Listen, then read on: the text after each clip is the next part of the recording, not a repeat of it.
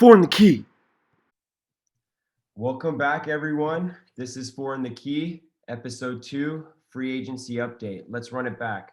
My name is Dara. I'll be your host. I'm alongside Grant Smith from Oregon, Dylan Altman, also from Oregon, and Jackson Muniz, San Diego State. So, what happened this week? What were the big moves? Who were the winners? Who were the losers? Which teams overperformed? Which teams underperformed? Who really took advantage of their cap space that they had carried over from previous losing seasons, and which winning teams, playoff teams, want to run it back and get a lot better. So let's first start with the obvious ones here: the Lakers and the Clippers, the two Goliaths of the league.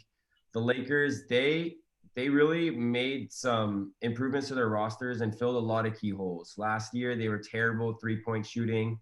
Brought in Wesley Matthews, brought in Dennis Schroeder, and Marcus All can definitely stroke it from out there as well. And the Clippers, they lacked that big that could really bring that interior presence and defense. And getting Ibaka there on a very favorable deal to match the Lakers getting Trez, that's huge. And you guys want to bring me to the East? Well, I think, the clear winners from the East, definitely the Atlanta Hawks. I mean, we knew they had a lot of cap space. I believe they had the most. They had about $44 million to work with.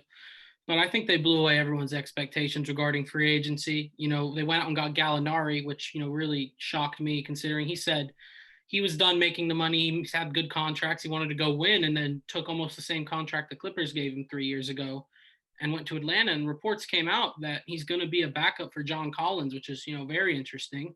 They poached away Bogdan Bogdanovic in restricted free agency. They had to overpay, but that's how restricted free agency goes. And you know how the Kings are. They're not a competent franchise, so they let him walk. And they just made a lot of really good moves, including the draft. And they've got a ton of assets now. You look at their front court, and they've got Collins and Gallinari who play the four. Some people think Gallo's playing the three. He played about 98% of his minutes at the four. He's done at three, 6'10", not great lateral quickness, so he's definitely a four. And then they've got Okongwu and Clint Capella, who we still haven't seen play with Trae Young. And it's just going to be really exciting. And they have so many assets now. They also got Chris Dunn and Rajon Rondo. Just absolutely amazing offseason for Atlanta in the East. That's right. And Dylan, tell me about the Pistons. What are they doing? I can't even tell. They're just trying to run the largest lineup ever. I'm pretty sure UCI a couple of years ago ran a lineup of completely all centers. I think their average size was 6'8". I'm almost certain that that's what they're trying to do. They're just trying to replicate that and maybe plug in D Rose and Blake Griffin. But I don't know. Jeremy Grant's a great pickup, but everything else was the worst thing possible for a team that's struggling to not just use your cap space the right way. I don't get it. I didn't understand any of their moves. Yeah. What do you guys, Jackson, come on, Hornets, those contracts keep piling up. They keep just getting larger and larger.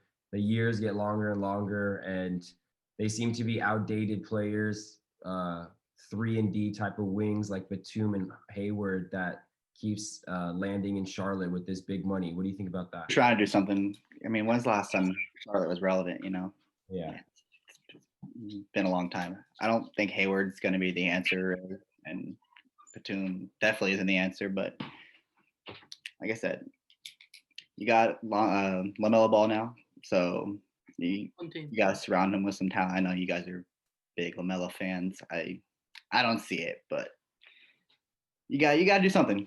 You got a number 3 overall pick, most exciting guy they've had in years. So at least, like I said, trying to build around him, getting that transition, well, I guess overseas to the NBA as smooth as possible for him, give him some help. Yeah. I think I may be covering him with our faces here, but we got to talk about the Rockets and what they did, barring all these rumors with Westbrook leaving, Harden leaving.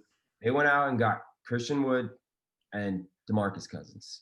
Those are two very much proven NBA players. DeMarcus Cousins, if he wasn't injured, we all know he was probably the best center in the entire league just short time ago. So would that be enough incentive, a strong starting lineup for Harden and Westbrook to stay. We don't know, but we'll have to see about that. Obviously, it's not a secret that Harden and Westbrook went out, right? So Yeah. you bring Christian Wood, a young guy, someone, even if they do end up trading Harden and Westbrook, Wood's a good foundation player to have on your team. He's, breakout guy last year, big man who can, if Harden and Westbrook do stay, he can help you out against the LeBrons and Anthony Davises of the league. And then you bring in a guy like DeMarcus Cousins, like you said, veteran contract, minimum, very low risk, high reward. I mean, we've seen what he can do when he's on. So I like it. I like what they're doing. And they're bigs that stretch the floor. And Yes. they're completely lacking of bigs. And again, with Harden and Westbrook, they're under contract for multiple years, so their leverage isn't that great. Saying, "Oh, I want out."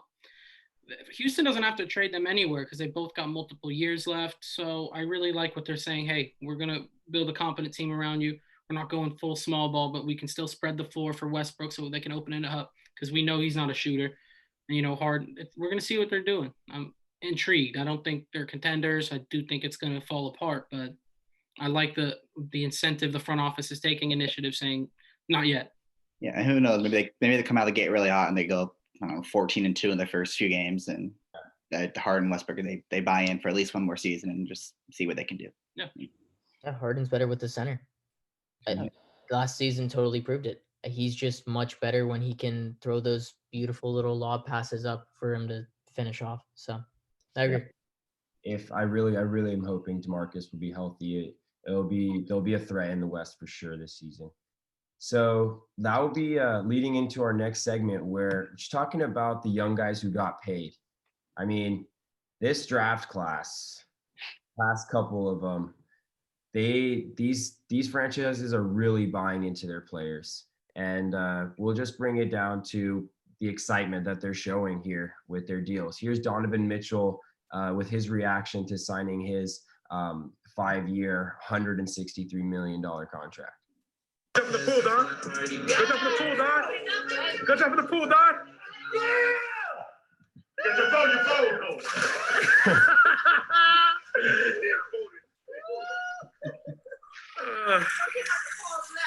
Yeah, so we can always thank TMZ for finding no one else can really get access to. But just going down the list, Brandon Ingram gets traded to Pelicans in the AD trade. Works out for him. Has like season of his career. Signs that 5 for 158 max. De'Aaron Fox showing that he could be truly a franchise point guard. 5 for 163. Adebayo. I mean, one of the very, very steals of the draft, we could say. He was picked in the middle of the first round, and he basically was Jimmy's right-hand man on their way to the finals. And Jason Tatum, who in my opinion probably has the highest ceiling out of all of these 5 guys, 5 for 195.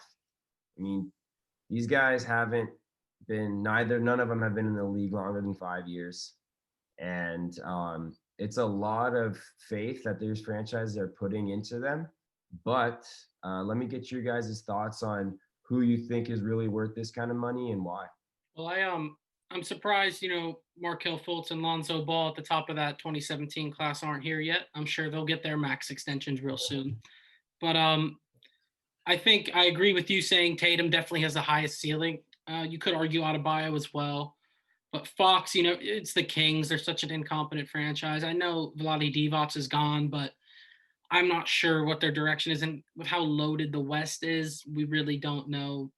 He's a great player, but what's he going to do on the Kings? You know what I mean? Obviously, you take your money, but that's interesting. Boston, like we talked about last episode, their direction's iffy. It doesn't seem like they want to fully buy in and go get a star. But again, Tatum's just a great player. Ingram's interesting because the Pelicans they sold off Drew Holiday, but they got some assets back. And I really do like Ingram there. And they got Zion, obviously, in the limited action. We saw what he can do. Steven Adams, which Dylan will get into later. So overall, I mean, these guys very well deserving of these contract extensions.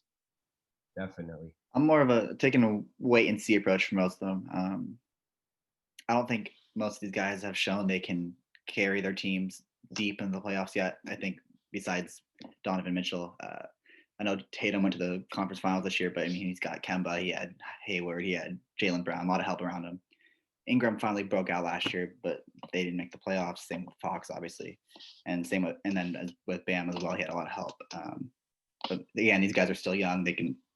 Would not be surprised at all if they end up earning every dollar they make. But so far, I think Mitchell's the only guy that's really shown that he can, be the focal point of a team and lead them to the playoffs, and especially in the West. I mean, what he's done with Utah the last couple of years is pretty impressive, in my opinion.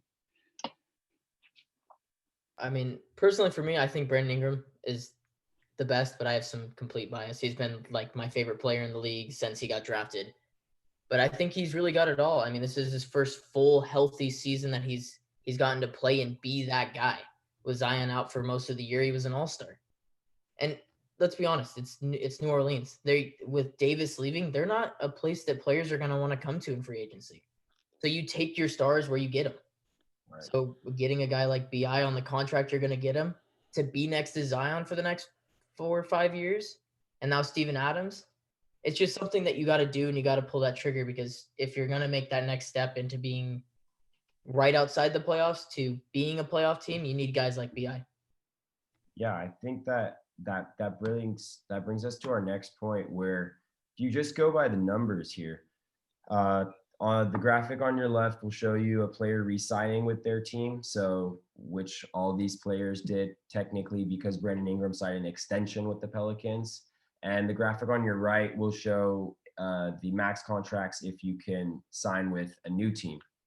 The money is a big difference here. So 5 years, around 200 million with incentives if you stay with the team.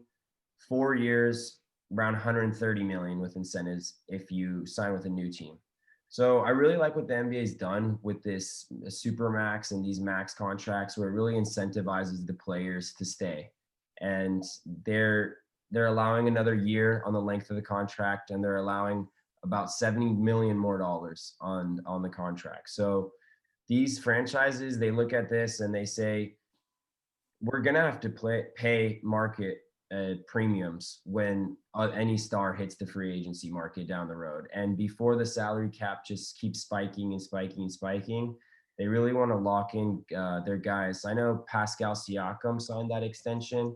His was 4 for 130. So that is on the same terms of a player signing with a new team, actually. But he signed that max with his own team, which is, I mean, they got a bargain there, I think, in one of the best defensive and offensive players in the league. So kudos to the players for securing their bag so early. But this also could be really good plays by the franchises, because regardless, you're going to have to pay for stars, and these guys are stars in the league. So. Yeah, and I really like what the NBA did here. And again, it's a sport with a salary cap, and obviously, if it's equal, and it's a 5% annual raise if you stay or go same length, all the players are going to go to LA. They're going to go to Miami. They're going to go somewhere in Texas where there's no tax on your income. So this really incentivizes players to stay. Mind you, does it work all the time? No. We see guys like Kawhi say no to that big max extension 2 separate times. But, a guy like Giannis, if there wasn't more money on the table in Milwaukee, it's such an easy decision to walk. Right. So, this is what you have to do for small market teams to keep their stars. So it's a good thing that they have this. All right, in the free agency. So I think as a panel, one of the first times that we've all agreed on something unanimously is the most improved team of the offseason. Dylan, you want to take us through Danilo and the Hawks? I mean, this is a star. I mean, as much as I don't want to admit it, Trae Young's a star. So what do? You go get other players to fit with them. Go and get Bogdan. You go and get Gallo. I mean, and I think something that's going completely under the radar, as much as he's going to get paid by them, getting Rondo to play behind Trae is going to be so important for his development into becoming from where he's at right now, which is already an all-star, into potentially a superstar at like what could be Steph level. I mean, I think they've done a tremendous job, and they're going to compete now. Right. Mm-hmm. I mean, like I said earlier in the free agency segment, when you're a team with this much cap space and flexibility, and with a guy as young as Trae Young is, when you have a guy at this all-star caliber level on a rookie contract, you build around him now. You don't wait to give him that 35, 40 million a year and then try and get guys on vet mins, mid-level exceptions. When you have the spending money, go get some help now. You see with what the Mavericks are doing. They went out and got Porzingis for Luka. Again, same draft class, rookie scale contract. You can spend big to help out your young stars. So Atlanta makes a massive push in an East, which doesn't look too competitive. They're going to definitely be a playoff team, and I think they're a threat. We haven't seen Trae Young with a competent team yet. It's going to be really fun.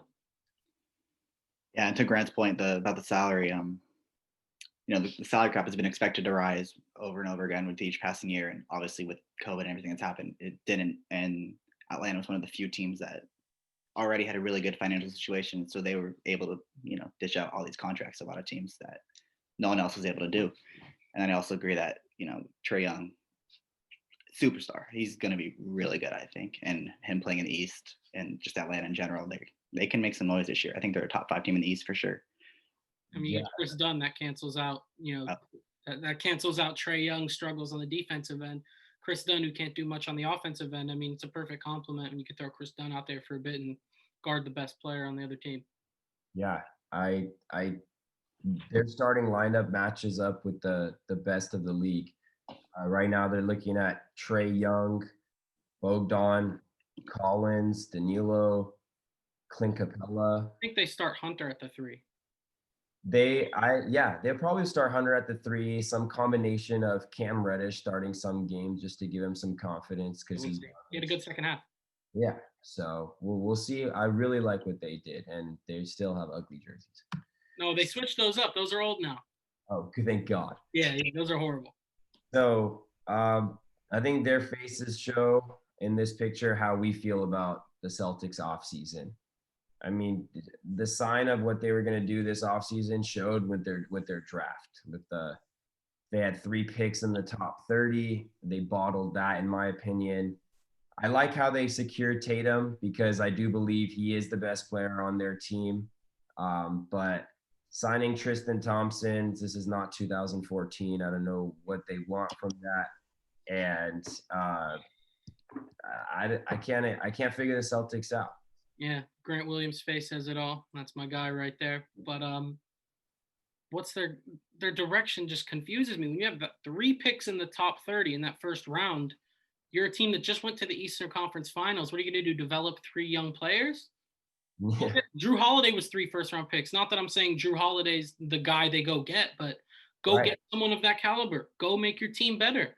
Like, no disrespect to Daniel Tice. He played very well. You can upgrade. Yeah, you can upgrade. Go upgrade. So I'm just very confused. It's just disappointing to see so many assets that Danny Ainge stockpiled. And for what? What's the point? Why are we stockpiling these assets? Like, what's Romeo Langford going to do for their championship run? Nothing. He can be a good player in the future, but this is your window. This is your window now. So get something done. Well, to the point about it being their window, they had a lot of first-round picks. They could have moved up and gotten someone that was, in my opinion, more NBA ready. We got Naismith coming off a broken foot. You don't know how he's going to come back from that. And then I'm not sold on Pritchard. You guys have seen him play a lot more than I have. Yeah. You have to go off on him, but I don't think he's a contributor on a championship caliber team right now. And yeah, like to your point, they made the conference finals. You're right there. You're on the verge of being a title contender, and it seemed like they just stayed a little stagnant to me in this offseason. It's the same old story. Are we rebuilding? Are we trying to win? And then it always comes down to them making the playoffs. They go kind of deep and then they lose. And it's like, oh, well, we should have got someone. Yeah. Their problem has been the center spot for a while now. And there's a guy like Miles Turner who has openly been on the market for pretty much he was on the market all of last season and this season too for trade. How does he not work in your team? Big, stretches the floor. He was younger than Al Horford last year. I nothing that they do makes sense. When you have the assets, you go and you use them. And the Thunder, when the position that they're in now, you think they're going to just end up using all those picks to just draft players? No. They're going to use them to trade them. No. That's what you have assets for, is to get rid of them eventually, or to use them at the highest peak. But yeah, I mean, you hit on a couple of those early first round picks, which looks like they have in Jaylen Brown, Jason Tatum, and now they signed Kemba. And now you have all these excess first round picks, and you use to either get, role guys to surround them with, or you go get NBA ready players and surround them with those type of guys. But they didn't do either of those things. It's a little confusing to me. And one more thing, I think Dara, we could stay on this slide. They're not pictured here, but Dara was talking to me a bit earlier about them. The Denver Nuggets. Jeremy Grant, I wouldn't pay Jeremy Grant $20 million a year. I'm okay with them letting him walk. I'm very high on JaMychal Green. I'm upset the Clippers didn't re-sign him. But Denver, I mean, Dara, you mentioned earlier Malik Beasley, right? He's on the Timberwolves. Oh, the Timberwolves, they traded him, didn't they? But yeah. Denver, I love JaMychal Green, but Jeremy Grant can do more for your team with the ball in his hands. And JaMychal's strictly like a spot-up three-point shooter on offense, and he's not as versatile as Jeremy Grant on the defensive end. So, a team that, upset the Clippers in the second round, went to the Western Conference Finals. I hate saying that sentence. I mean, I don't think they go back because they haven't really done anything. It's like, oh, we almost went to the finals. Let's improve. And they just didn't really do anything. I'm glad they didn't do anything. I hate Denver. I can't stand it. Me too. I can't stand Denver. Me too. Me too. I'm happy they had a bad offseason. Keep doing nothing, Denver. Jamal Murray, fold the clothes. They're banking on the youth. I mean, they signed Bull to an actual contract this year. I love that. They signed that he's going to play.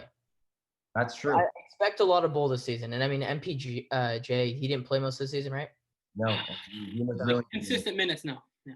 No, so he's going to play this year. They're just banking on the fact that they have young guys, which, to your point, if you're ready to win. They're the Celtics. Yeah, they're the Celtics. The Nuggets are the Celtics of the West. Yeah. If they start Bull 48 minutes a game at the point guard, I think they've got the Western Conference Finals. They need to play Bull. Bull is elite. Every single minute of every game. Every single minute. Yep. Agreed. Something we agree on. There we go. All right, fellas. So let's bring it to our favorite signings of the offseason. Who and why? So you guys already know the bias, live and well. Serge Ibaka was, someone that I wanted the minute, the season ended in abrupt fashion for the Los Angeles Flippers, as Dara likes to call them, or San Diego. Sorry, Dara. Montrezl Harrell was one of my favorite players on the Clippers, always had so much energy. There's really something to play for. And the minute the bubble happened, all of his talent got zapped like he was playing Space Jam. I mean, against Denver, he had 18 rebounds in a 7-game series as our center. And just watching it, I don't know if you guys watched it. I watched it in pain. It was just atrocious. The effort was nowhere. And, the holes really get magnified in the playoffs when you see someone's game. Like in the regular season, you could say, oh, we lost to the Kings. It was a fluke. But when you see it in the playoffs, it's really magnified. You see the errors and flaws in the team. The Clippers, obviously, their biggest issue, in my opinion, was, other than coaching, was they didn't really gel on the court because of their coaching. They didn't practice together. It was just a bunch of players. It wasn't really a team. The Lakers, on paper, the Clippers were a better team, but the Lakers were a real team. They played together. So Harrell, the minute he was on the floor, we had negative defense. And the only way to make up for it was if Harrell scored every possession, which he did not. So Ibaka gives you a lot more. You see the playmaking right there. He can spread the floor, something Harrell could not do. He can also defend, something Harrell could not do. Harrell definitely a better scorer in the restricted area. Ibaka, he's not what he was as a shot blocker and a rim protector. But half of what Ibaka was back then is double of what Harrell is right now. And again, we'll see. Harrell might play with much more effort. He's with his buddy Rich Paul. He's with LeBron. He's with Anthony Davis. I think he had one foot out the door the minute the bubble started. But, the Clippers didn't want him back. I thought they would try and sign and trade. They just let him walk for nothing, replace him with Ibaka. That's an upgrade. But, we'll get into it a bit later, I believe. The Clippers got better, but another team across the hallway got a little more better and happened to win the championship last year. So we'll see what the Clippers do in response to that. But the Ibaka signing, that saved our free agency. If we didn't get Ibaka, that back to the four in the key. Right, back to the drawing board. Yeah. And then that will bring us to Jackson's favorite signing. On it a little bit earlier, DeMarcus Cousins. I just really liked it just because of the situation the Rockets are in. Really delicate. They have their two superstars. They want to leave, and you bring in a guy like DeMarcus Cousins, who could be that third superstar that could potentially bring him over the hump. And you bring him in on a veteran minimum contract, very low risk, high reward type deal. And again, you got to the season goes to the Lakers, and right now the Rockets have no one that can guard Davis. They have no one that can guard LeBron. And last season the Rockets were rolling out these lineups, with PJ Tucker as their big man. And it's just that's not going to get it done against the Lakers anytime. So obviously a lot of it is going to have to do with his health, but supposedly he's doing well right now, and he can shoot the ball. He plays defense. He seems to have grown up a little bit as far as the on-court temper tantrums used to go with Sacramento. But when he's on, he's just a beast inside. Look at that. Did you see that? Just set in the league. He's insane when he's on. Like he could do some damage with him. I really like the move. The summer or the trade deadline that he went to New Orleans, that combo was unstoppable. Yeah. And he was the best center in the league at that point, and Anthony Davis was the best power forward in the league at that point. And Blake Griffin. And I think that if they can just be 3/4, 75% of what he used to be, he is just he's still young too. I think he's only 31 years old. I don't see any reason why, if DeMarcus Cousins stays healthy, why the Rockets can't be the 2 seed instead of the Clippers. So it's a big if though, that injury history. He's missed what, two seasons in a row now? 3? It's been a few. Yeah, he had the ACL he had the Achilles, then the groin, and then the ACL. It's just unfortunate. The injuries are just the worst. Yeah, you never want to see that happen. And shout out to Clay. Hopefully he had a successful surgery today, so that was good to hear. And then that will bring us to Dylan, our man. All right. Cool, Another big man. Got to talk about the big man. So start with, yes, he was traded, but he signed the extension, so that's why I'm going to use that as my asterisk. Okay. This guy is just the perfect center glue guy for all these teams. If you look at the games that he's played in, and I was talking about it previously with BI, right? They're trying to make that next step, and the next step is the playoffs. Why wouldn't you want a guy who's played a ton of playoff minutes on a bunch of really good teams? And just look at the way that he's able to distribute the ball down low. For a big man to be doing something like this with a guy like Zion next to him, it's going to be highlight after highlight after highlight. It's going to be really fun to watch the Pelicans, and I think that just him being around a young team is really going to help. And I don't think he gets enough credit for what he did last year with Chris Paul, because he obviously had to have some impact on all those young guys. He's a vet at this point, and I've always liked him, and I think he's going to do really well for the Pelicans. What do you guys think? I really like the Steven Adams signing, especially the Thunder signed him to a 4-year, $100 million contract a few years ago, and the 2 for $35.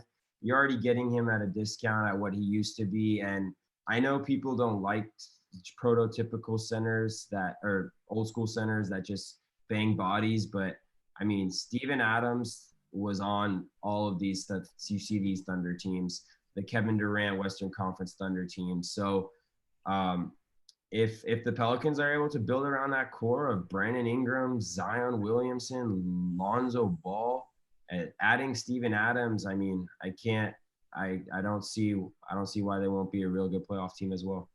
Yeah, I love this signing. It gives them the ability to go big if they need to, because they have a lot of young, bigger, athletic guys that can allow them to go small ball. And not just Steven Adams. They traded for George Hill and Eric Bledsoe. They drafted Kira Lewis in the first round from Alabama, who averaged like 19 points last year as point guard. And like you said, obviously they got Zion and Brandon Ingram, 2 of the most exciting young guys in the league. So I think they're definitely trajecting up right now. They look like they can contend pretty soon. Beyond just on the court impact, like they were saying earlier, he's a great locker room guy. He's known as one of the nicest guys in the league. That cannot hurt a bad team. That's got to be good for a young team. So. Yeah. And lastly, like if they're ever in a late game situation where they need a half court shot, he can definitely just insert in the lineup and just absolutely instant bucket over. That thing in from 94. Over. Yeah. All right, and that'll bring us to my favorite signing, a team that we have touched upon consistently. Danilo Gallinari. Clippers legend Danilo Gallinari. Knicks legend Danilo Gallinari. Anyway, so I mean, the Atlanta Hawks, I had no idea that they could have made these types of moves, but when your two best players are your two least expensive players, you can really, really make moves like this where you can overpay for veterans. Danilo 3 for 60, not bad. Bogdan 4 for 72, not bad. But two European guys that can stroke the ball, as you saw, from 30 feet. Pause. I got distracted when I saw Marcin Gortat. That scared me. Pause. And so, I mean, especially with his size, he's not incompetent down low, and he's gonna all of his defensive deficiencies are gonna be masked with Capella, Okongwu. Collins can block a shot to like the 13th row. So I really, really like the Hawks going all in early. They're setting up their team for the future. So the next 3 years after they get young on that max contract, they should be very much competitive until the end. I think this is Danilo's last run in the league, but he showed he's still very much worth every penny last season in OKC's run, and I really think that he's going to do wonders for Atlanta. He's a great player who can score from all three levels. I mean, that Clippers team that made it to the 8 seed took Golden State to 6. People were, always, well-deserved talking about Lou Williams and Montrezl Harrell. Danilo Gallinari was there too. I mean, people forget about him. He's an elite scorer at all three levels, and at 6'10", when you put him at the 4, you don't have to, he doesn't need to use that lack of lateral quickness. He's a big guy. I mean, he can relatively hold his own down low. So again, it's a great signing. And when you have a defensive-minded big like Capella or Big O down there, it helps out.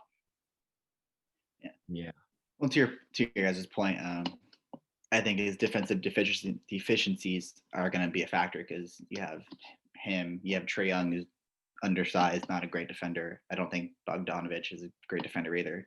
I think they're a team that's going to put up a lot of points, but they're also, they're going to give up a lot of points, and they're going to have to be hot every night to give themselves a good chance of winning these games. I don't think Capella is going to be enough just down low to hold down the fort when the league is so centered around 3-point shooting.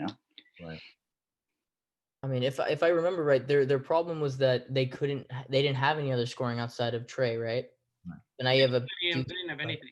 Yeah, I mean, they have a big man who can create his own shot. He's a walking bucket. All of these highlights are him just doing step backs at his height. That's ridiculous. Yeah, he's crafty. That's what we call all European white dudes. Crafty. Yeah.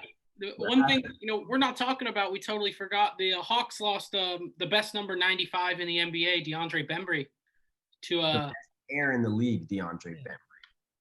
Yeah, I mean, what are they going to do without DeAndre Bembry? We'll see how that factors into Lloyd Pierce's game plan next year. There's your boy Malik Beasley, 4 for 60. I mean, they just drafted Anthony Edwards. They just drafted Jarrett Culver. They have D'Angelo Russell.